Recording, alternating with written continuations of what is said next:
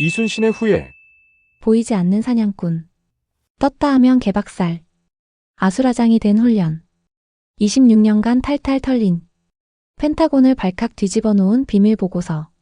이제는 핵잠 없이도 핵심적으로 진두지휘한다는 충격적인 소식.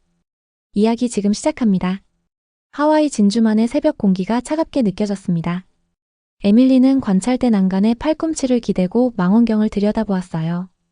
MIT에서 해양공학을 전공하고 미 해군 전력분석연구소에서 8년간 일해온 그녀였지만 이렇게 큰 규모의 림팩 훈련을 직접 지켜보는 것은 처음이었습니다.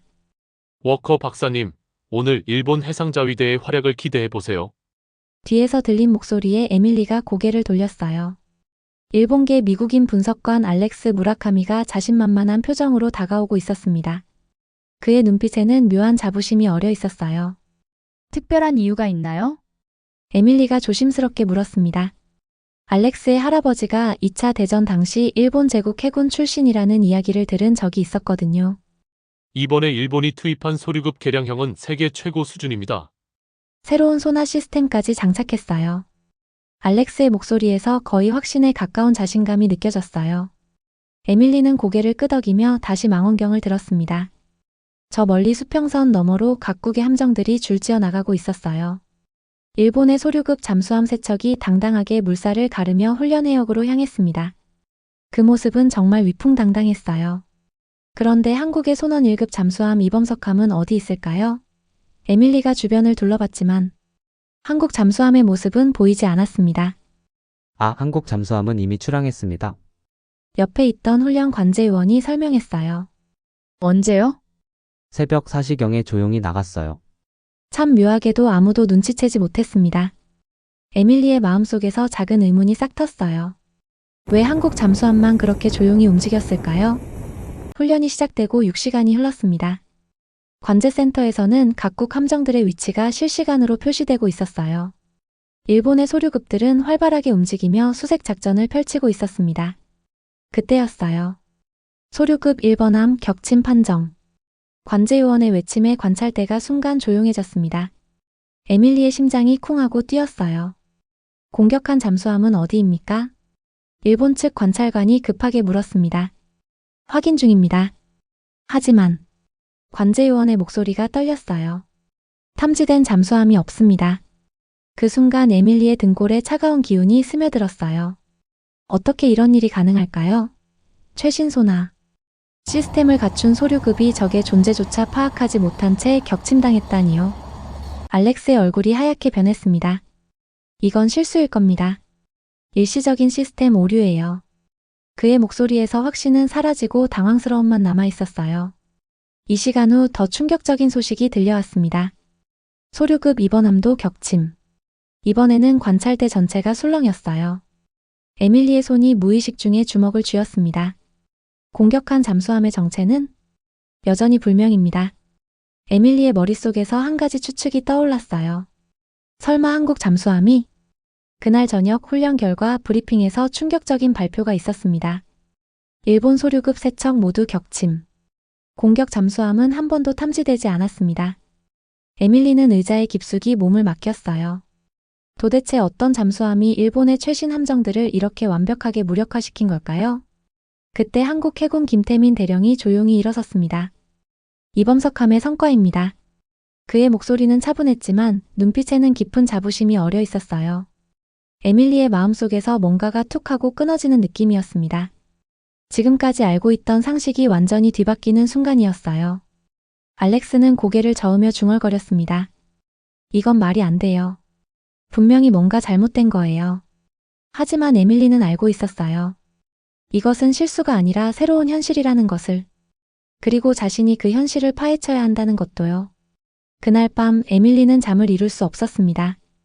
머릿속에서는 한 가지 질문이 계속 맴돌았어요. 한국의 잠수함 기술이 정말 그렇게 대단한 걸까요? 훈련 이틀째 아침 에밀리는 어젯밤의 충격에서 아직 벗어나지 못했어요. 커피잔을 들고 관찰대에 올라섰을 때 이미 여러 나라 관찰관들이 모여 있었습니다. 워커 박사님, 어제 일은 정말 이상했지 않습니까? 영국 해군 관찰관이 다가와 말을 걸었어요. 그의 얼굴에는 당황스러움이 역력했습니다. 에밀리가 고개를 끄덕이려던 순간이었어요. 긴급 상황. 소류급 입원함 격침. 관제센터에서 다시 한번 충격적인 발표가 터져 나왔습니다. 에밀리의 손에서 커피잔이 떨어질 뻔했어요. 어제와 똑같은 일이 반복되고 있었습니다. 아니, 더 빨랐어요.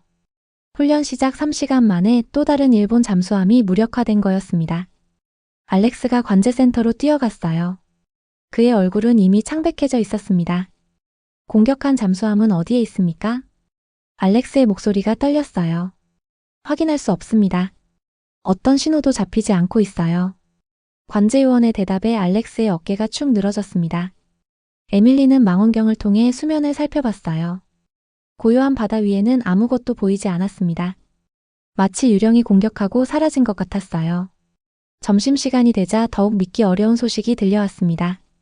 미 해군 버지니아급 핵잠수함도 격침 판정을 받았습니다. 이 발표에 관찰대 전체가 술렁였어요. 에밀리의 심장이 격하게 뛰기 시작했습니다. 핵잠수함이 재래식 잠수함에게 당했다고요? 이건 상식적으로 불가능한 일이었어요. 이게 대체 어떻게 가능한 거죠? 프랑스 관찰관이 중얼거렸습니다. 그의 목소리에는 믿을 수 없다는 감정이 가득했어요. 에밀리는 한국 측 관찰구역을 바라봤습니다. 김태민 대령이 조용히 서 있었어요. 그의 표정은 여전히 침착했지만 눈빛에는 묘한 만족감이 어려 있었습니다. 오후 3시 마지막 충격이 기다리고 있었어요. 소류급 3번함까지 격침. 일본 잠수함 전멸. 이번엔 에밀리의 다리에 힘이 빠졌습니다. 의자에 주저앉으며 머리를 감쌌어요. 이틀 만에 일본의 최신 잠수함 3척과 미국의 핵잠수함까지 모두 무력화됐다니요. 그것도 단 한 척의 한국 잠수함에게요. 알렉스는 관제센터 앞에서 멍하니 서 있었습니다. 그의 입이 반쯤 벌어져 있었어요. 마치 꿈에서 깨지 못한 사람 같았습니다. 이건 훈련 조건에 문제가 있는 거예요. 알렉스가 갑자기 소리쳤어요. 그의 목소리는 거의 절규에 가까웠습니다. 한국에게 유리하게 설정된 게 분명해요. 하지만 아무도 그의 말에 동조하지 않았어요. 모든 관찰관들이 같은 규칙으로 훈련을 지켜봤거든요. 에밀리는 천천히 일어섰습니다. 가슴속에서 뜨거운 감정이 올라오고 있었어요. 호기심이었을까요? 아니면 경외감이었을까요? 워커 박사님. 뒤에서 김태민 대령의 목소리가 들렸어요. 에밀리가 돌아보니 그가 조용히 미소를 지으며 다가오고 있었습니다. 우리 기술에 관심이 있으시다면 한국에 오셔서 직접 보시는 건 어떨까요? 그의 제안에 에밀리의 마음이 크게 요동쳤어요. 그날 저녁 브리핑에서 최종 결과가 발표되었습니다. 이범석함 총 6척 격침, 피격 횟수 0회, 탐지 횟수 0회. 완벽한 승리였어요. 에밀리는 숨을 크게 들이쉬었습니다. 알렉스는 구석에서 고개를 떨구고 있었어요. 그의 어깨가 작게 떨리고 있었습니다. 에밀리의 마음속에서는 거대한 변화가 일어나고 있었어요. 지금까지 믿어왔던 모든 것들이 흔들리고 있었습니다.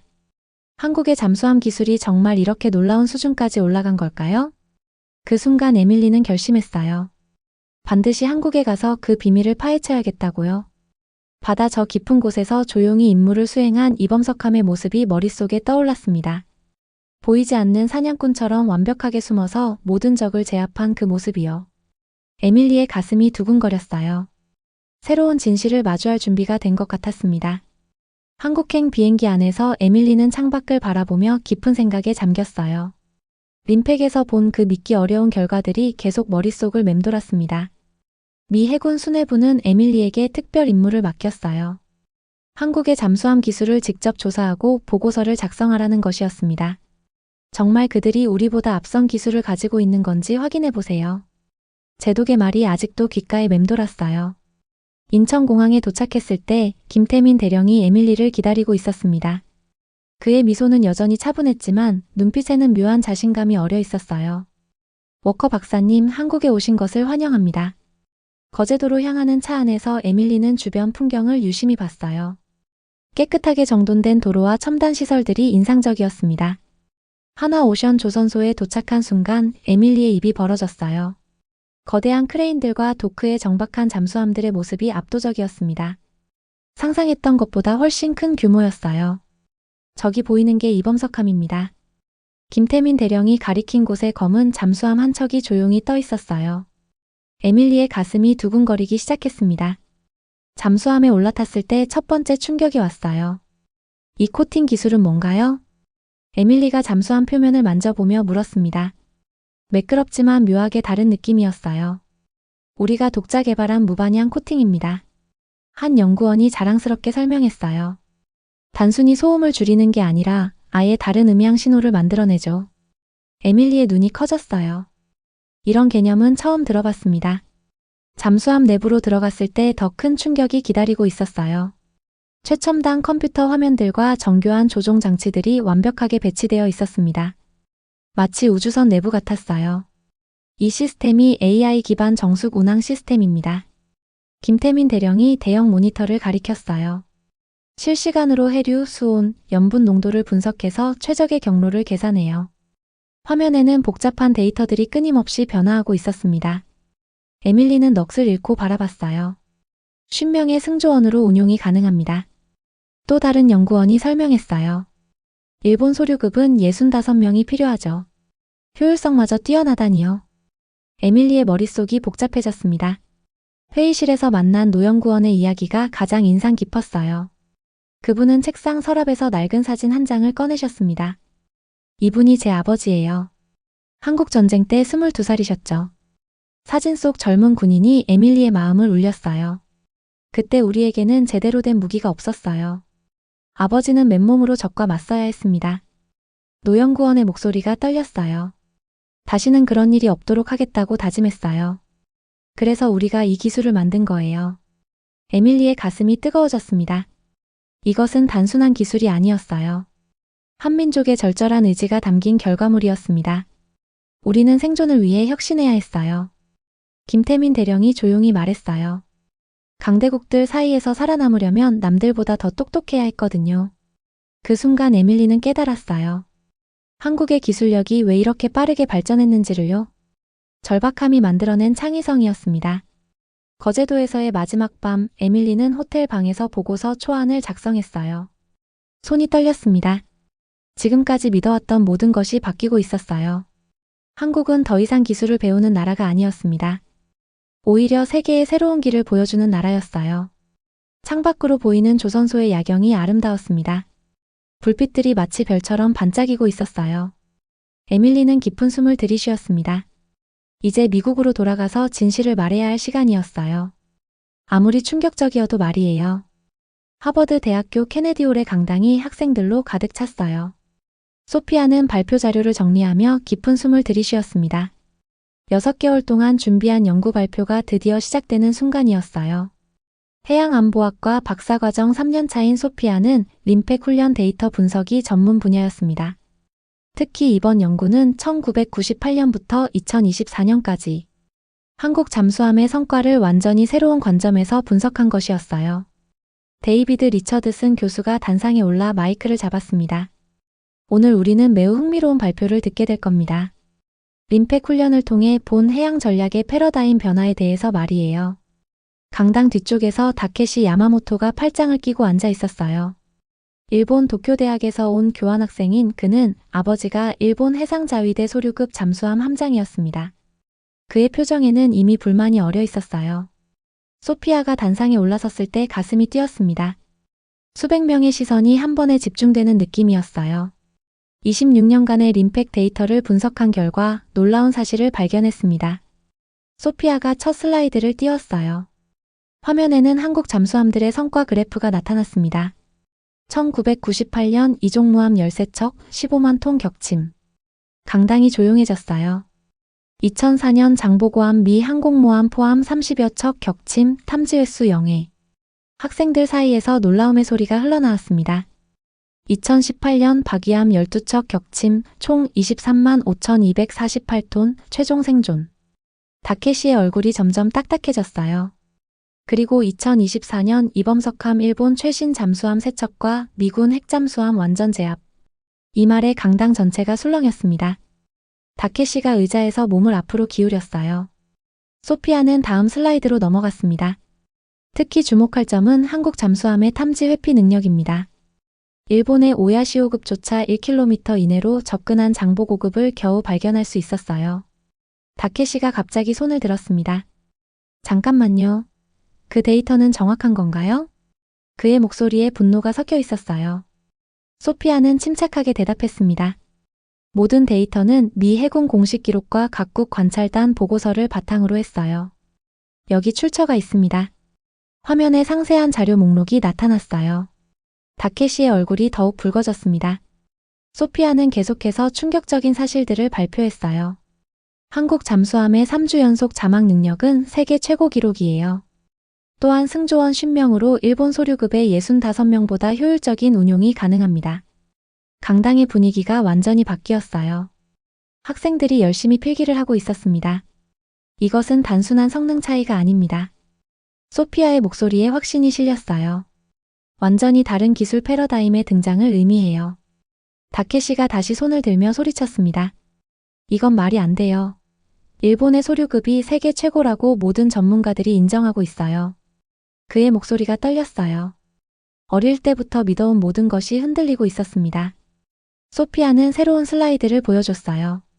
객관적 데이터를 보시죠. 림팩에서 일본 잠수함들의 실제 성과입니다. 화면에는 일본 잠수함들의 성과가 한국과 비교되어 나타났어요. 차이가 너무 극명했습니다. 다케시의 얼굴이 창백해졌어요. 그의 손이 주먹을 쥐었다 폈다를 반복했습니다. 이건 데이터 조작이에요. 다케시가 벌떡 일어서며 외쳤어요. 일본을 깎아내리려는 의도적인 왜곡입니다. 강당이 순간 조용해졌어요. 모든 시선이 다케시에게 집중됐습니다. 소피아는 차분하게 말했어요. 모든 데이터는 공개된 자료예요. 직접 확인해 보실 수 있어요. 다케시가 고개를 저으며 중얼거렸습니다. 일본의 자존심을, 우리 아버지의 명예를. 그의 목소리가 점점 작아졌어요. 리처드슨 교수가 일어섰습니다. 객관적 사실을 받아들이는 것이 학문의 기본입니다. 다케시는 더 이상 견딜 수 없다는 표정으로 책가방을 들고 강당을 나가버렸어요. 그의 뒷모습이 쓸쓸해 보였습니다. 소피아는 마지막 슬라이드를 보여줬어요. 결론적으로 아시아 해양 전략의 새로운 질서가 시작되었습니다. 강당에 열렬한 박수가 터져 나왔어요. 소피아의 가슴이 뜨겁게 달아올랐습니다. 발표가 끝난 후 여러 학생들이 다가와 질문을 쏟아냈어요. 한국 기술이 정말 그렇게 뛰어난 건가요? 일본은 어떻게 대응할까요? 소피아는 뿌듯한 마음으로 질문들에 답했습니다. 6개월간의 연구가 드디어 빛을 발하는 순간이었어요. 그날 밤 소피아는 기숙사에서 연구 노트를 정리했습니다. 창밖으로 하버드 캠퍼스의 야경이 보였어요. 데이터는 거짓말하지 않았습니다. 한국의 기술력은 이미 새로운 차원에 도달해 있었어요. 워싱턴 DC, 펜타곤의 고위급 회의실. 에밀리는 손에 땀이 나는 것을 느꼈어요. 200페이지가 넘는 보고서를 작성하는데 일주일이 걸렸습니다. 회의실에는 미 해군의 최고위 인사들이 모여 있었어요. 국방장관, 해군참모총장, 그리고 태평양 함대 사령관까지. 에밀리의 가슴이 두근거렸습니다. 워커 박사의 한국 잠수함 기술 조사 보고를 듣겠습니다. 해군참모총장의 목소리가 엄숙했어요.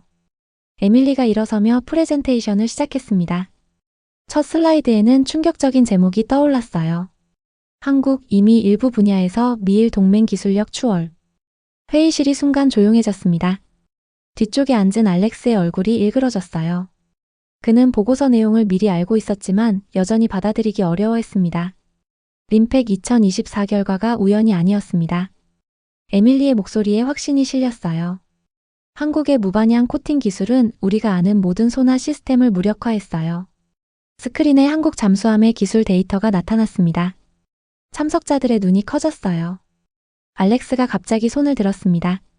장관님, 이 보고서는 미일 동맹의 근간을 흔드는 위험한 주장입니다. 그의 목소리가 떨렸어요. 일본과의 관계를 고려해야 합니다. 에밀리는 침착하게 다음 슬라이드를 띄웠어요. 객관적 데이터를 보시죠. 한국 기술진과의 면담 결과 그들의 혁신은 생존 의지에서 나온 것이었습니다. 화면에는 노영구원이 보여준 한국 전쟁 사진이 나타났어요. 다시는 기술 열세로 당하지 않겠다는 철학이 오늘의 성과를 만들었어요. 국방장관이 몸을 앞으로 기울였습니다. 구체적으로 어떤 부분에서 우리를 앞섰다고 보십니까? 에밀리의 가슴이 뛰었어요. 이제 핵심을 말해야 할 순간이었습니다. 첫째, 잠수함 스텔스 기술. 둘째, AI 기반 해양 환경 분석. 셋째, 효율적 시스템 운용. 회의실의 공기가 무거워졌어요. 특히 이범석함의 AI 시스템은 우리 버지니아급보다 진보된 면이 있습니다. 알렉스가 다시 일어섰어요. 이건 과장입니다. 일본의 소류급이. 무라카미 분석관. 해군 참모 총장이 날카롭게 제지했어요. 데이터에 반박할 근거가 있습니까? 알렉스의 어깨가 축 늘어졌습니다. 그는 더 이상 할 말이 없었어요. 에밀리는 마지막 슬라이드를 보여줬습니다. 결론적으로 한국을 새로운 기술 파트너로 인정해야 합니다. 회의실이 숨막히는 정적에 휩싸였어요. 국방장관이 천천히 입을 열었습니다. 미얀 해양기술협력 확대를 검토하겠습니다. 에밀리의 마음속에서 뜨거운 감정이 솟구쳤어요. 드디어 진실이 받아들여지는 순간이었습니다. 그 시각 하버드 대학교에서는 소피아가 또 다른 변화를 만들어내고 있었어요. 국제해양전략학회에서 논문 게재를 요청했어요. 지도교수가 기쁜 표정으로 말했어요. 당신의 연구가 학계에 큰 파장을 일으키고 있습니다. 소피아의 얼굴에 환한 미소가 떠올랐어요. 태평양 해양안보 컨퍼런스에서도 발표 요청이 왔어요. 전 세계가 한국의 기술력에 주목하기 시작한 거였습니다. 며칠 후 일본에서는 긴급 대책회의가 열렸어요. 방위성 고위 관계자들이 모여 대응 방안을 논의했습니다. 한국의 기술 발전에 대한 위기감이 팽배했어요. 차세대 잠수함 개발을 앞당겨야 합니다. 누군가가 급하게 말했어요. 하지만 이미 기술 격차는 벌어진 상태였습니다. 한 달 후 림팩 2026 계획 수립회의에서 놀라운 소식이 발표되었어요. 한국이 훈련 계획 수립의 핵심적 역할을 맡게 됩니다. 이제 한국은 단순한 참가국이 아니었어요. 훈련을 이끄는 주도국이 된 거였습니다. 에밀리는 자신의 사무실에서 이 소식을 들었어요. 창밖으로 포토맥 강이 보였습니다. 드디어 인정받았네요. 그녀가 혼자 중얼거렸어요. 소피아도 하버드 도서관에서 같은 소식을 접했습니다. 그녀의 연구가 현실을 바꾼 거였어요. 한국은 더 이상 기술을 배우는 나라가 아니에요. 소피아가 동료에게 말했어요. 이제 가르치는 나라가 됐어요. 바다 건너 거제도에서는 김태민 대령이 새로운 잠수함 건조 현장을 둘러보고 있었어요. 차세대 이봉창급 잠수함의 모습이 서서히 드러나고 있었습니다. 우리가 여기까지 왔네요. 그가 조용히 말했어요. 세계는 변하고 있었습니다. 한국의 기술력이 새로운 해양 질서의 중심에 서게 된 거였어요. 에밀리와 소피아는 각자의 자리에서 같은 생각을 했습니다. 이제 시작일 뿐이라고. 더 놀라운 변화들이 기다리고 있을 거라고요. 오늘 이야기 어떻게 들으셨나요? 사연이 좋으셨다면 구독과 좋아요 부탁드립니다. 지금까지 해외 감동 사연 읽어드리는 감동 한 편이 다연이었습니다. 저는 또 다른 이야기로 다시 찾아오겠습니다. 영상 시청해주신 모든 분들 고맙고 항상 감사드립니다.